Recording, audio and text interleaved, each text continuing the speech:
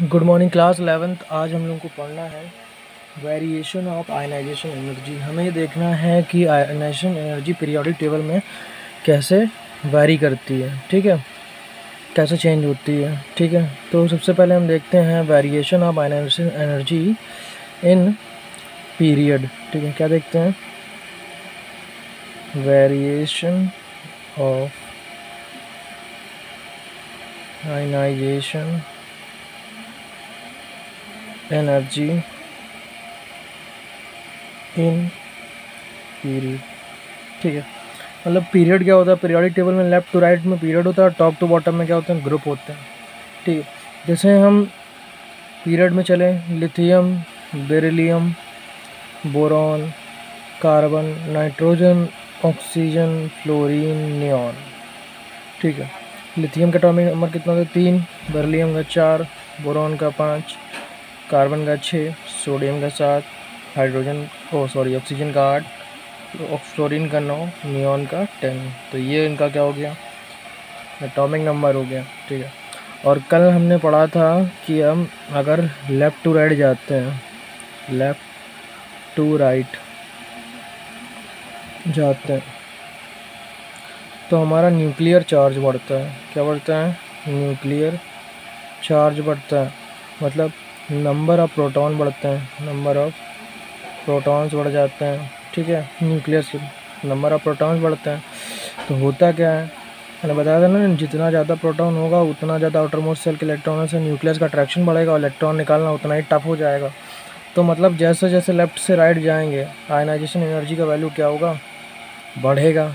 तो वही है, लेफ़्ट टू राइट जैसे जैसे हम बढ़ेंगे तो क्या होगा? आयनाइजेशन एनर्जी का वैल्यू भी बढ़ेगा, क्योंकि लेफ़्ट टू राइट जाने पे क्या होता है? न्यूक्लियर चार्ज बढ़ता है। मतलब जितना ज़्यादा पॉजिटिव चार्ज बढ़ेगा उतना ज़्यादा न्यूक्लियस से इलेक्ट्रोस्टैटिक फोर्स का अट्रैक्शन बढ़ेगा, तो इलेक्ट्रॉन का निकालना उतना ही टफ हो जाएगा। तो हम सीधे सीधे ये कह सकते हैं कि जब हम लेफ़्ट टू राइट जाते हैं तो हमारा न्यूक्लियर चार्ज जो है, न्यूक्लियर चार्ज बढ़ता है, तो हमारा आयनाइजेशन एनर्जी का वैल्यू भी बढ़ता है, ठीक है। तो सबसे ज़्यादा आयनाइजेशन एनर्जी किसकी? नियॉन की होगी, फिर फ्लोरीन की होगी, फिर ऑक्सीजन की होगी, फिर नाइट्रोजन की, फिर कार्बन, बोरॉन, बेरिलियम और लिथियम। ये ट्रेंड होगा। मतलब सबसे ज़्यादा आयनाइजेशन एनर्जी नियॉन का, उससे कम फ्लोरीन का, उससे कम ऑक्सीजन का, फिर नाइट्रोजन का, फिर कार्बन का, फिर बोरॉन का, फिर बेरिलियम का, फिर लिथियम का। अब variation of ionisation energy in period हमने देख लिया। अब हमें पढ़ना है variation of ionisation energy in group. क्या देखना है? इन ग्रुप, ग्रुप में कैसे वेरी करती है, ठीक है। Variation of ionisation energy in group पढ़ना है, ठीक।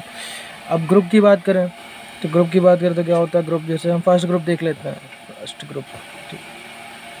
फर्स्ट ग्रुप की बात करें तो hydrogen, lithium, sodium, potassium, rubidium, caesium, rubidium तक लेते हैं, सीजियम तक लेते हैं, फ्रेंसियम नहीं लेंगे। फ्रेंसियम क्योंकि रेडियो एक्टिव होता है इसलिए इसको नहीं ले रहे हैं, ठीक है। अब हाइड्रोजन का 1 होता है, लिथियम का 3 होता है, सोडियम का 11 होता है, पोटेशियम का 19 होता है, ठीक है। इसी तरह से तो हमने ये कल ये पढ़ा था कि आयनाइजेशन एनर्जी जो होती है ये एटॉमिक रेडियस के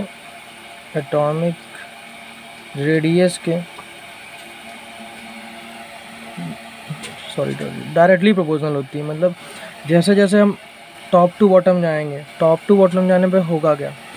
टॉप टू बॉटम जाने पर नंबर ऑफ सेल बढ़ेगा, नंबर ऑफ सेल का मतलब जैसे ऊपर एक ही सेल था तो नीचे जाने पे 2 सेल बन जाएंगी। तो इस तरह से नंबर ऑफ सेल बढ़ेगा। जैसे जैसे नंबर ऑफ सेल बढ़ेगा इलेक्ट्रॉन से न्यूक्लियस की डिस्टेंस भी बढ़ेगी, और जैसे जैसे इलेक्ट्रॉन की न्यूक्लियस से डिस्टेंस बढ़ेगी इलेक्ट्रॉन को निकालना उतना ही आसान होगा। मतलब हम ये बोल सकते हैं कि टॉप टू बॉटम जाने पर एटॉमिक रेडियस बढ़ता है, एटॉमिक रेडियस बढ़ता है तो क्या होगा? नंबर ऑफ सेल बढ़ेगा तो क्या होगा?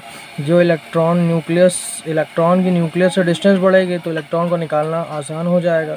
तो हम ये बोलेंगे कि टॉप टू बॉटम जाने पर साइज, एटॉमिक रेडियस या साइज बढ़ता है, और साइज बढ़ने पर क्या होता है? आयनाइजेशन एनर्जी क्या होती है? डिक्रीज़ होती है। मतलब अब हमें अगर इलेक्ट्रॉन निकालना है तो बहुत कम एनर्जी खर्च करनी पड़ेगी। मतलब जितना ज़्यादा न्यूक्लियस से आउटर मोस्ट सेल का डिस्टेंस होगा,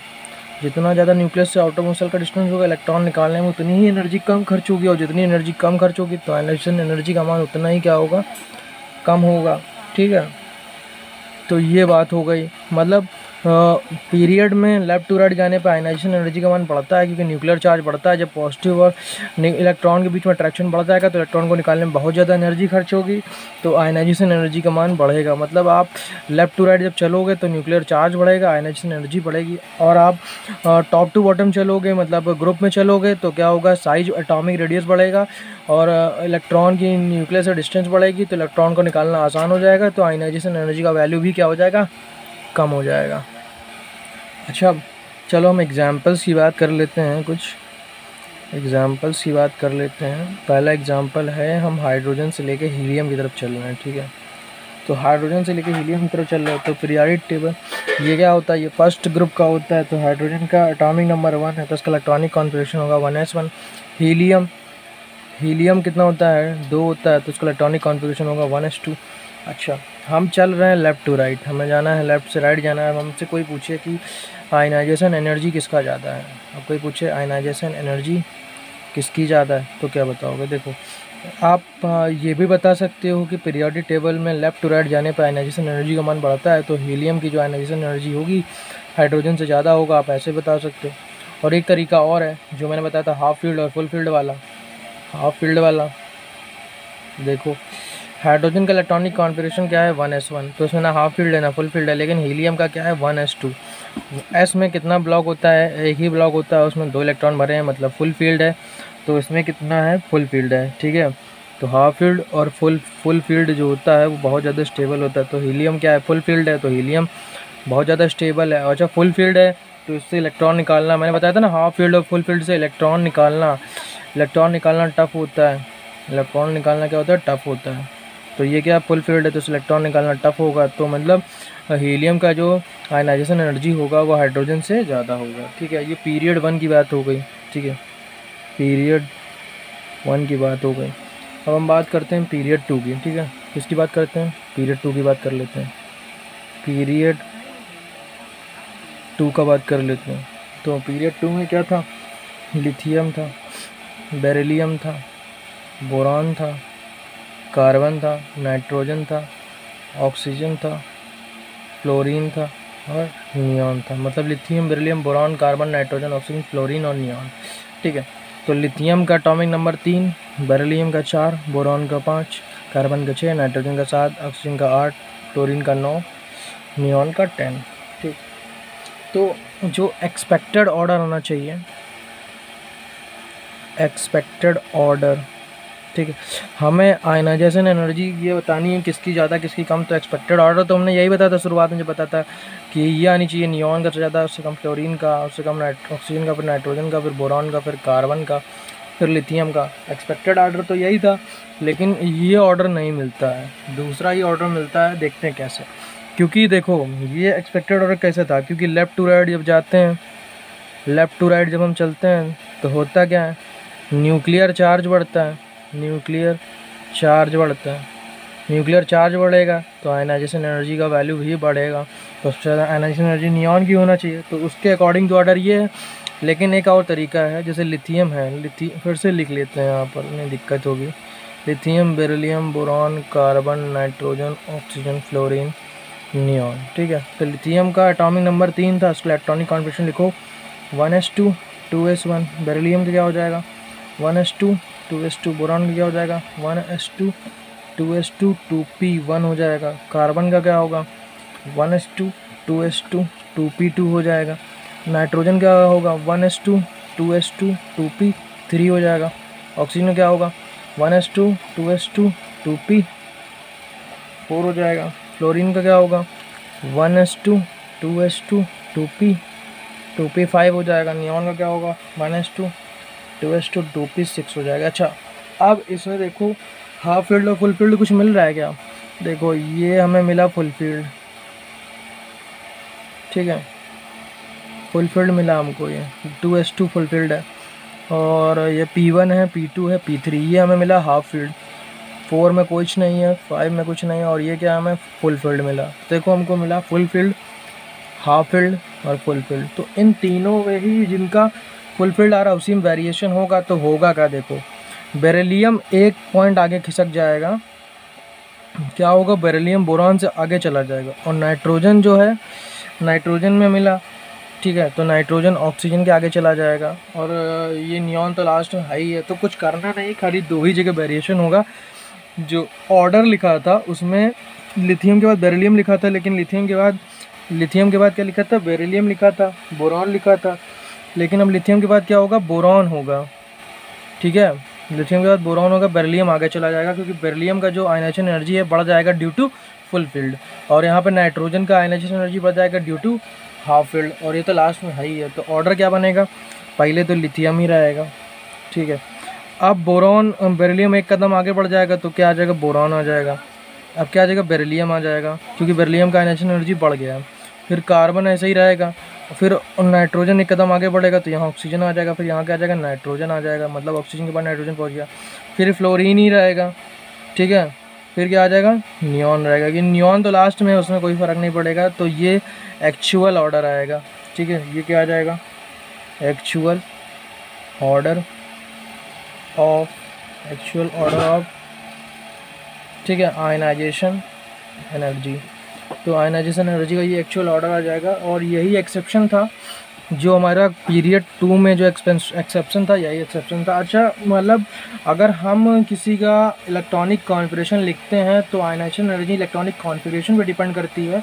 अगर इलेक्ट्रॉनिक कॉन्फ़िगरेशन हमारा हाफ फील्ड है या फुल फील्ड है तो उसके आयनाइजेशन एनर्जी की वैल्यू बढ़ जाती है, ठीक है। तो आयनाइजेशन एनर्जी मतलब इलेक्ट्रॉनिक कॉन्फ़िगरेशन के ऑर्डर पर डिपेंड करती है कि हाफ फील्ड है कि फुल फील्ड है, इन चीज़ों पर भी डिपेंड करती है। अच्छा, अब बात करें अगर इलेक्ट्रोनेगेटिविटी है, इलेक्ट्रोनेगेटिविटी है या इलेक्ट्रॉन एफिनिटी है या आयनाइजेशन एनर्जी है, तो सबका पीरियोडिक टेबल में ट्रेंड एक ही है कि लेफ़्ट टू राइट जाने में वैल्यू बढ़ेगा और टॉप टू बॉटम जाने में वैल्यू घटेगा, ठीक है। अब ये हो गया है पीरियड 1 और पीरियड 2 के एक्सेप्शन की बात कर ली है। अब हम पीरियड 3 की बात करेंगे, देखते हैं क्या है उसमें। पीरियड 3 की बात करें तो पीरियड 3 में आता है sodium, magnesium, aluminium, silicon, phosphorus, sulphur, chlorine और आर्गन, ठीक है। तो इसमें भी यही ट्रेंड फॉलो होता है जो ट्रेंड ग्रुप 2 में था, मतलब मैग्नीशियम एल्युमिनियम से आगे जाएगा और फास्फोरस जो है सल्फ़र से आगे जाएगा।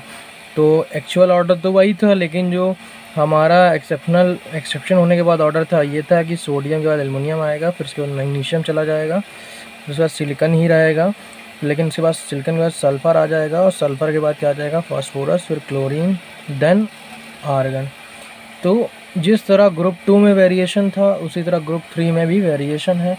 तो हमारा एक्चुअल ऑर्डर आएगा sodium, aluminium, magnesium, silicon, sulphur, phosphorus, chlorine and argon, ठीक है।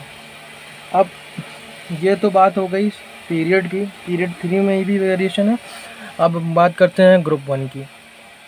ग्रुप 1 की बात करते हैं, देखते हैं ग्रुप 1 में क्या एक्सेप्शन है या क्या वेरिएशन है। तो ग्रुप 1 में क्या आता है, लिथियम आता है, सोडियम आता है, पोटेशियम आता है, रूबिडियम आता है, सीजियम आता है, फ्रेंसियम भी आता है, लेकिन फ्रेंसियम को हम लेंगे नहीं क्योंकि ये रेडियो एक्टिव है, तो इतना ले लिया।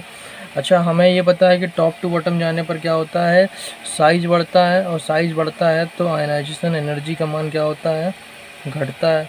अच्छा, एक बात और बताना भूल गया कि पीरियोडिक टेबल में लेफ़्ट टू राइट जाने पर आयनाइजेशन एनर्जी का मान घटता है, लेफ़्ट टू राइट जाने पर आयनाइजेशन एनर्जी का मान जो होता है बढ़ता है, और टॉप टू बॉटम जाने पर आयनाइजेशन एनर्जी का मान घटता है। तो पीरियोडिक टेबल में सबसे लेफ्ट में 0 ग्रुप में हीलियम आता है। तो हीलियम की क्या होती है, हाईएस्ट आयनाइजेशन एनर्जी होती है क्योंकि पूरी पीरियोडिक टेबल में लेफ़्ट टू राइट जाने पे सबसे टॉप पर मिलता है हीलियम, तो उसकी हाईएस्ट आयनाइजेशन एनर्जी है। और पूरी पीरियोडिक टेबल में लेफ़्ट टू राइट जाने पे सबसे किनारे मिलता है सीजियम, तो सीजियम की क्या है, लोवेस्ट आयनाइजेशन एनर्जी है, ठीक है। ये तो बात हो गई है।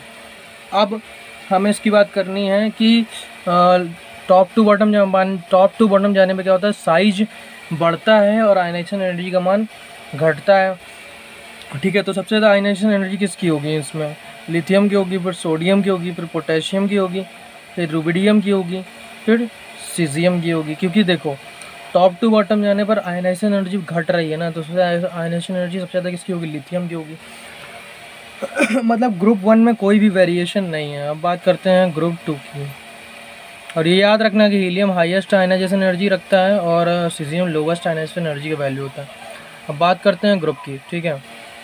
ग्रुप 2 की बात कर लेते हैं। तो ग्रुप 2 में क्या आता है, ग्रुप 2 में आता है बेरिलियम, मैग्नीशियम, कैल्शियम, ठीक है, स्ट्रोंशियम, बेरियम और रेडॉन, ठीक है। बेमग का सर 12, ठीक है। तो ये सब आता है। तो इसमें भी कोई मतलब कोई वो नहीं है एक्सेप्शन, इसमें भी यही ऑर्डर बनेगा सबसे ज़्यादा वही होगा कि टॉप टू बॉटम जाने पे क्या होता है, साइज बढ़ता है, साइज बढ़ेगा तो आयनाइजेशन एनर्जी घटेगी, आयनाइजेशन एनर्जी क्या होगा, घटेगा। तो पहले किसका होगा, बेरिलियम का, फिर मैग्नीशियम का, फिर कैल्शियम का, फिर स्ट्रोंशियम का, फिर बेरियम का, फिर किसका, रेडॉन। ये हो गया हमारा, ठीक है। ये हमारा ट्रेंड हो गया आयनाइजेशन एनर्जी का, ठीक है। तो ये ग्रुप 1 ग्रुप 2 की बात हो गई। अब हम आगे बढ़ेंगे। अब हम सीधे ग्रुप 13 पढ़ेंगे, क्योंकि पेपर के पॉइंट ऑफ व्यू से ग्रुप 13 और ग्रुप 14 इम्पॉर्टेंट है। और उससे पहले हम एक न्यूमेरिकल सॉल्व करेंगे, देखते हैं वो न्यूमेरिकल है क्या। हमें एक न्यूमेरिकल सॉल्व करना है, जो कि ये है कि क्वेश्चन है हमारा कि हमें ionisation energy 1 and ionisation energy 2 oxygen and nitrogen की कंपेयर करनी है। मतलब हमें आयनाइजेशन एनर्जी ऑक्सीजन की 1 निकालनी है, आयनाइजेशन एनर्जी 1 नाइट्रोजन की निकालनी है, इसको कंपेयर करनी है। और आयनाइजेशन एनर्जी 2 ऑक्सीजन की निकालनी है और आयनाइजेशन एनर्जी 2 नाइट्रोजन की निकालनी है, और इसको कंपेयर करनी है किसकी ज़्यादा है किसकी कम है। तो ऑक्सीजन का इलेक्ट्रॉनिक कॉन्फ़िगरेशन कितना होता है, 8 होता है, ठीक है। क्योंकि ऑक्सीजन 8 होता है तो कितना हो गया, 1s2 2s2 2p4 हो गया, ठीक है। अब हम क्या करेंगे, इसका I1 निकालेंगे। तो ऑक्सीजन 8 में से एक इलेक्ट्रॉन निकाल दो, एक इलेक्ट्रॉन निकाल दो तो यहाँ कितना बचेगा, 8 इलेक्ट्रॉन थे, एक गया, 7 इलेक्ट्रॉन बचेंगे। तो 7 का इलेक्ट्रॉनिक कॉन्फ़िगरेशन बनाओ। अब से पहले ये बनाओ, ऑक्सीजन माइनस इलेक्ट्रॉन तो कितना हो गया, ऑक्सीजन प्लस, ऑक्सीजन प्लस, तो मतलब इसका इलेक्ट्रॉनिक कॉन्फ़िगरेशन बचा अब 7। तो 7 के लिए क्या बनेगा, और ये इसकी 7 के लिए इलेक्ट्रॉनिक कॉन्फ़िगरेशन बनेगा 1s2, एक कम करना पड़ेगा। तो 1s2 2s2 2p3 बचेगा, 2p3 बच गया। अब 2p3 बचा तो देखो p3 आ गया, मतलब स्टेबल इलेक्ट्रॉनिक कॉन्फ़िगरेशन होगा, इससे इलेक्ट्रॉन निकालना टफ है। तो मतलब IE1 जो है वो सही साठ है इसकी ऑक्सीजन की। अब ऑक्सीजन की हमें IE2 भी निकालनी है कंपेयर करने की। तो पहले हम इसको एक लाइन इतनी छोड़ते हैं, हम नाइट्रोजन की IE1 निकालते, देखते हैं नाइट्रोजन की IE1 कितनी है। नाइट्रोजन कितना होता है, 7 होता है, तो कितना हो गया, 1s2 2s2 2p3, ठीक है। तो 1s2 2s2 2p3 हो गया। तो नाइट्रोजन से पहला इलेक्ट्रॉन ही निकालना कितना टफ हो जाएगा, नाइट्रोजन -1 इलेक्ट्रॉन तो क्या बनेगा, N+, ठीक है।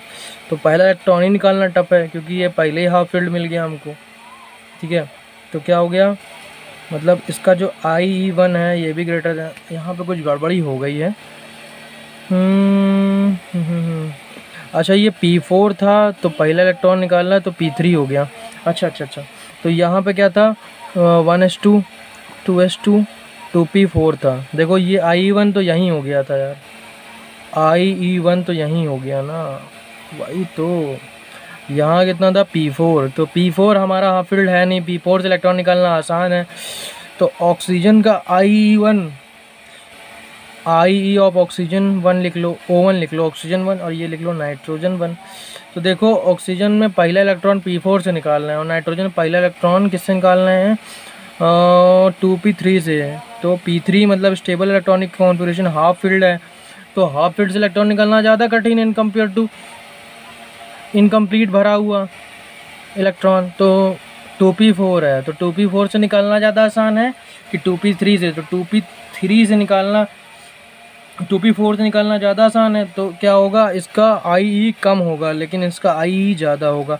तो हम बोलेंगे ionisation energy of nitrogen, ionisation energy first of nitrogen is greater than ionisation energy 1 of oxygen, ठीक है। अब बात करते हैं IE2 की, ठीक है। अब IE2 की बात करते हैं, ठीक। तो मतलब जब यहाँ से एक इलेक्ट्रॉन निकाल लिया गया तो N+ बचा, तो इलेक्ट्रॉनिक कॉन्फ़िगरेशन क्या बचा 1s2 2s2 2p2 बचा।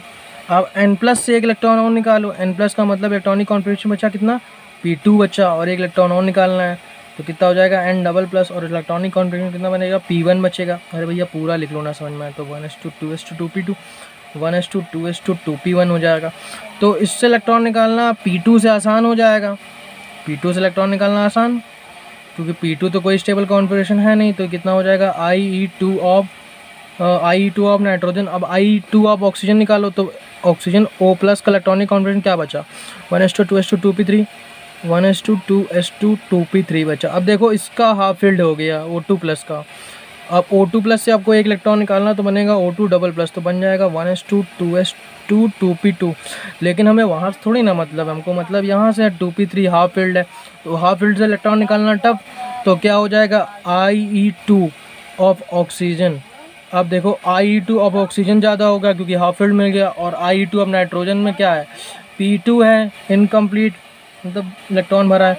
तो IE2 of oxygen greater than क्या होगा IE2 ऑफ नाइट्रोजन। तो इस तरह से ये न्यूमेरिकल हमारा सॉल्व हो गया। तो वैसे देखना है, इलेक्ट्रॉनिक कॉन्फ़िगरेशन बनाना है, इलेक्ट्रॉन निकालना है, उसका देखना है कि स्टेबल इलेक्ट्रॉनिक कॉन्फ़िगरेशन में मैच कर रहा है कि नहीं मैच कर रहा है। तो इस तरह से हम क्या निकाल सकते हैं कि मतलब किसका आयनाइजेशन एनर्जी 1 ज़्यादा है, किसका आयनाइजेशन एनर्जी 2 ज़्यादा है, और 2 एलिमेंट्स का कंपेयर करके भी हम निकाल सकते हैं।